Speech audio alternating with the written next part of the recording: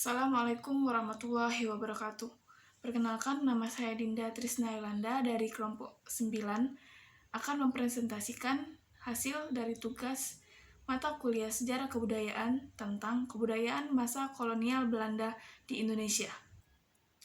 Pertama, kita akan bahas tentang kebudayaan.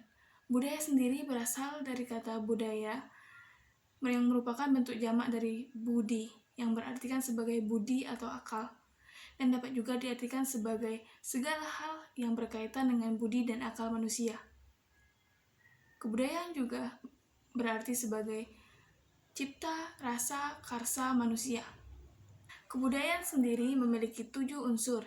Yang pertama yaitu bahasa, yang kedua yaitu sistem pengetahuan, yang ketiga organisasi sosial, yang keempat sistem peralatan dan teknologi, yang kelima sistem mata pencarian, yang keenam sistem religi, dan yang ketujuh yaitu kesenian. Selanjutnya, peninggalan Hindia Belanda di Indonesia dalam bidang politik. Yang pertama, pembagian administrasi wilayah-wilayah besar seperti keresidenan dan kabupaten. Yang kedua, Korps Pegawai Company diubah menjadi Korps Pegawai Negeri yang modern. Yang ketiga, mengubah sistem atau konsep perekonomian atau memodernisasi ekonomi. Selanjutnya yaitu peninggalan kebudayaan Hindia Belanda di Indonesia dalam bidang agama. Kolonialisme Belanda yang dimulai sejak abad ke-18 pada hakikatnya tidak mendukung penyebaran agama Kristen.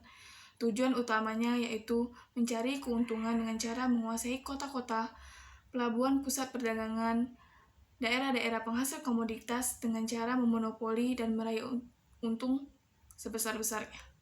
Perseteruan antara Belanda dan Portugis itu sebagai pesaing dan kolonialis, serta Belanda sebagai golongan reformasi Protestan yang anti-Katolik. Selanjutnya yaitu sistem pendidikan pada masa Hindia Belanda di Indonesia.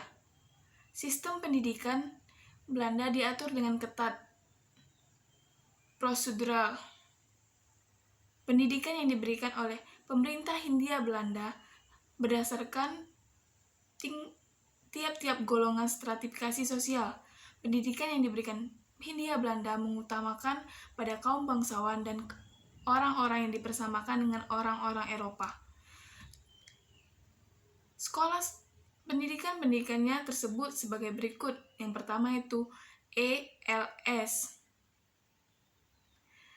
Diperuntukkan bagi anak-anak keturunan Eropa, Timur Asing, dan anak-anak tokoh terkemuka.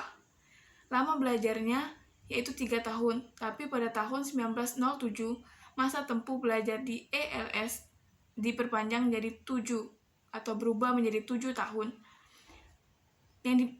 Pembelajarannya yaitu menulis, membaca, berhitung, bahasa Belanda, dan ilmu bumi. Selanjutnya, yang kedua yaitu HCS.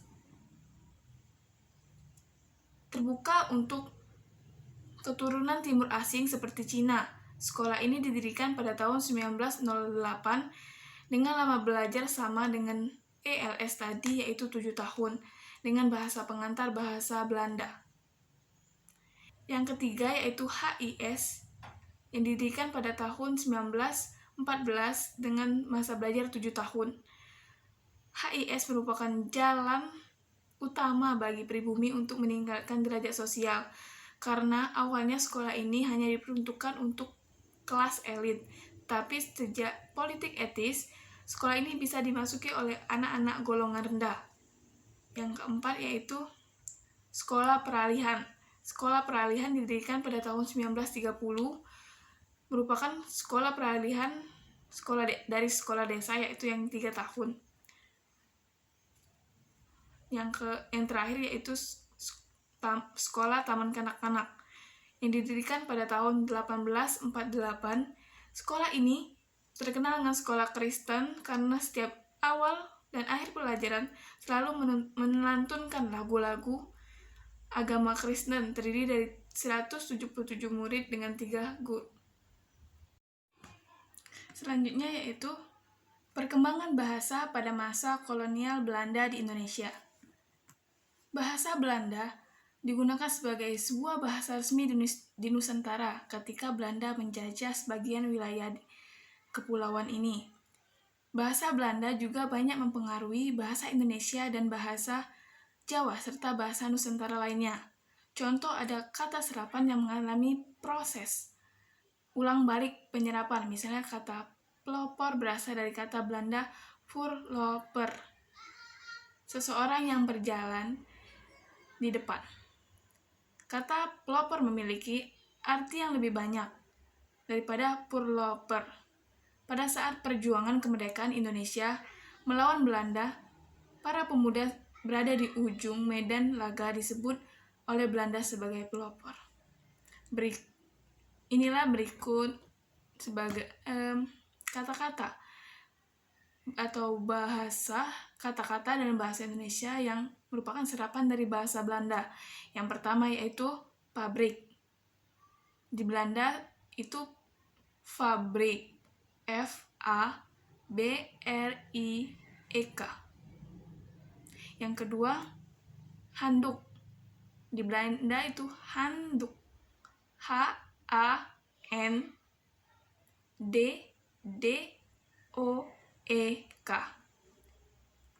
Yang ketiga itu telepon. Yang di Belanda itu telephone, T-E-L-E-F-O-O-N. Itulah hasil pemaparan dari saya. Lebih dan kurang saya mohon maaf. Kepada Allah saya mohon ampun. Akhir kata, wassalamualaikum warahmatullahi wabarakatuh.